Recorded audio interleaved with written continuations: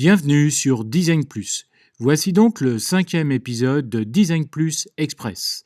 Cette fois, c'est Antoine Rigaudias, qui est designer senior et design ops, qui répond à mes 10 questions. Je vous laisse écouter les 10 réponses d'Antoine et je vous souhaite une bonne écoute.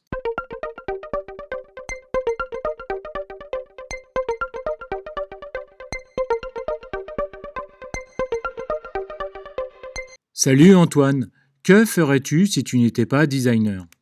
Si je n'étais pas designer, je sais que j'exercerais forcément un travail dans quelque chose de créatif ou dans lequel on invente, on cherche et on trouve. J'ai besoin d'exercer un métier qui m'amuse et ce qui m'amuse, c'est de réfléchir à des problèmes et de trouver des solutions. Donc probablement chercheur, ingénieur, quelque chose comme ça, ce genre de métiers qui nous font tâtonner avant de goûter au plaisir de la découverte.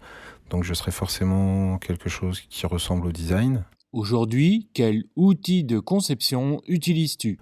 Aujourd'hui, j'ai la chance de pouvoir travailler sur des problématiques extrêmement larges qui couvrent tout type de médias et de supports. Donc, je navigue entre tout ce qui est outils classiques, Photoshop, Illustrator, InDesign, After, ou des outils plus récents comme Figma ou XD. Quel est le dernier livre que tu as lu ou le dernier film que tu as vu? Le dernier livre que j'ai lu, c'est un livre que j'avais déjà lu plusieurs fois, mais je le parcours toujours avec énormément de plaisir et de soif d'apprendre. C'est Votre cerveau vous joue des tours de Albert Moukébert. C'est un livre passionnant sur la formation des opinions, entre autres, les biais cognitifs, la psychologie. J'adore son style et le contenu hyper riche, mais très très accessible. Peux-tu citer 2 designers qui t'inspirent?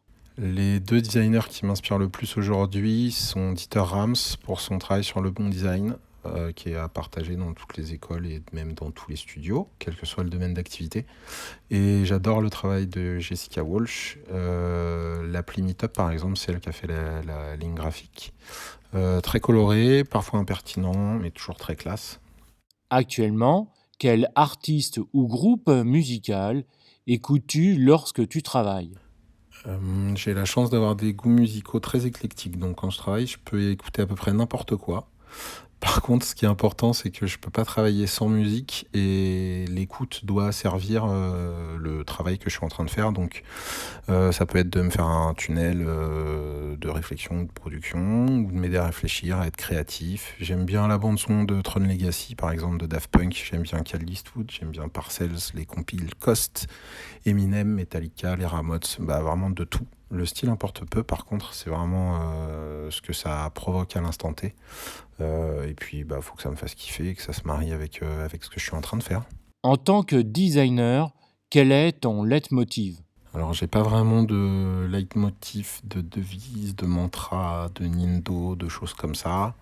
Ce qui m'intéresse aujourd'hui, c'est la dimension éthique, l'éco-conception, avoir une pratique qui tienne compte de l'utilisateur, pas seulement sur un écran tout le temps et en toutes circonstances, quel que soit le sujet.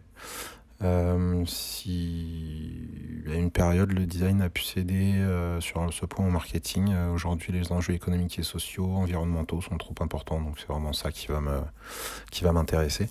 As-tu étudié le design ou es-tu autodidacte? Et comment ce parcours a influencé ton travail aujourd'hui?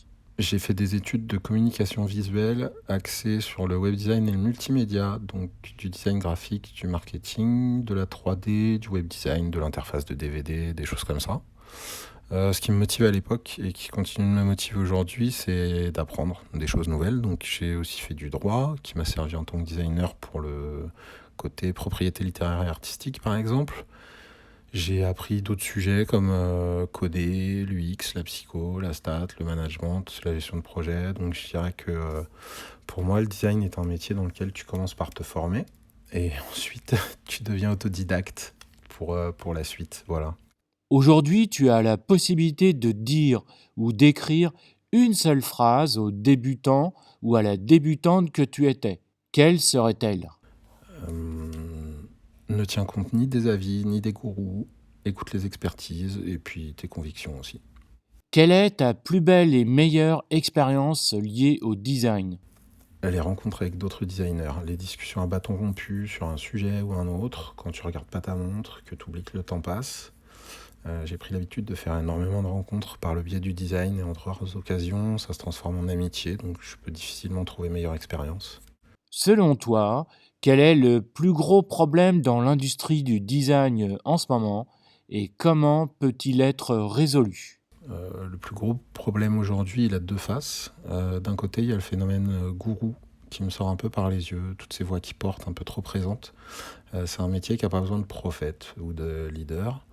Et l'autre versant, c'est les querelles de chapelle qui sont liées à la mode et à la spécialisation. On est tous designers, donc les histoires de UI c'est comme ci, UX c'est comme ça, le produit c'est ceci et l'UX c'est cela. C'est pas vraiment intéressant de savoir qui fait quoi dans le petit microcosme du design. Les gens s'en fichent en fait. De toute façon, ils savent même pas exactement ce qu'on fait. Et même parfois nous-mêmes, on n'est pas toujours d'accord. Donc déjà, mettons-nous d'accord, parlons le même langage et puis on verra après. Merci beaucoup Antoine pour tes réponses. Au revoir et à bientôt.